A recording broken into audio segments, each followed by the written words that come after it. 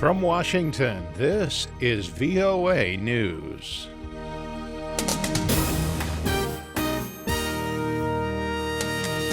I'm David Byrd reporting a massive winter storm continues to lash the U.S. East Coast, shutting down all non-emergency travel in New York City. Mayor Bill de Blasio said at a news conference the storm has exceeded expectations and residents need to be prepared for historic amounts of snow. At this point of the day, 1 to 2 inches per hour should be assumed, which is a very fast accumulation. We're even hearing estimates now of 1 to 3 inches per hour. De Blasio added that people who do not get off the roads could face arrest. The city has stopped all bus service and all bridges and tunnels are closed. Underground subways are still running, but those above ground have been suspended. A massive winter storm impacted the mid-Atlantic and northeast regions with nearly 60 centimeters of snow blanketing Washington, D.C. Up to 85 million people are in the storm's path, and hundreds of thousands are without power. U.S. Secretary of State John Kerry says the United States and its Gulf allies have what he called clarity on the initial steps in talks that could lead to a political transition in Syria.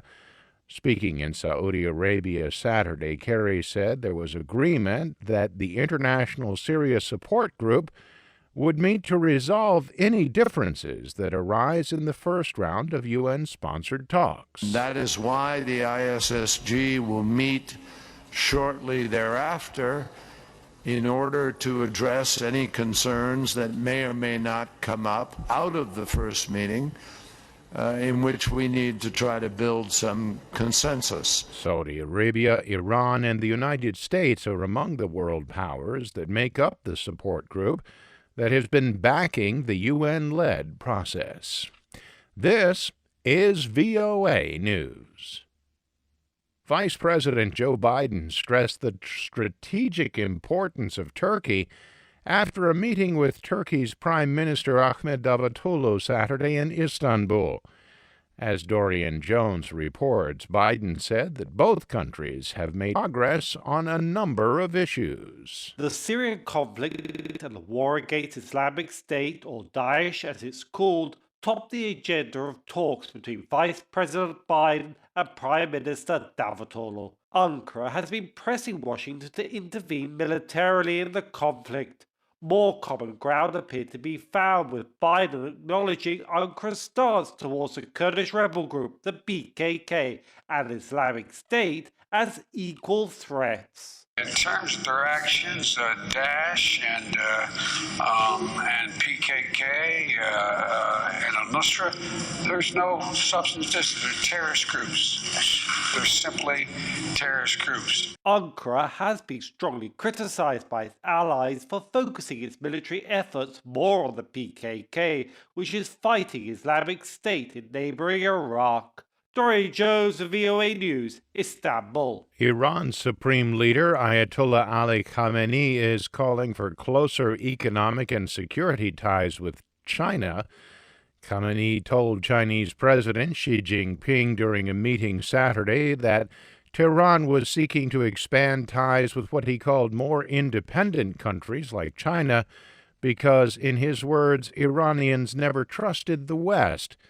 She is the first head of state from a 6-country bloc that negotiated an historic nuclear deal that led to lifting of international sanctions against Tehran to meet with Khamenei.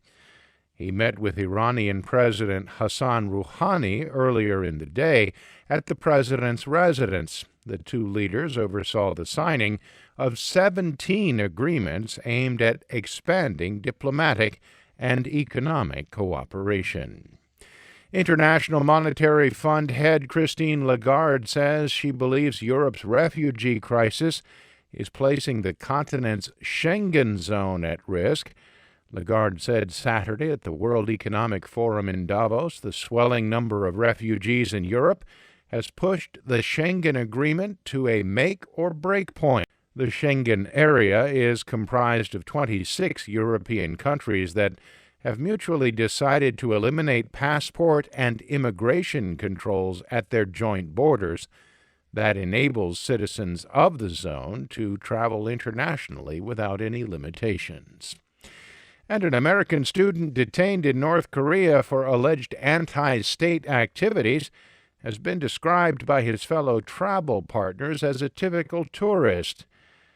Otto Warmbier was arrested on Friday for unspecified hostile acts. The 21-year-old University of Virginia student was in Pyongyang with the Chinese-based Young Pioneers Tours Company. For more, please visit our website. I'm David Byrd in Washington. That's the latest world news from VOA.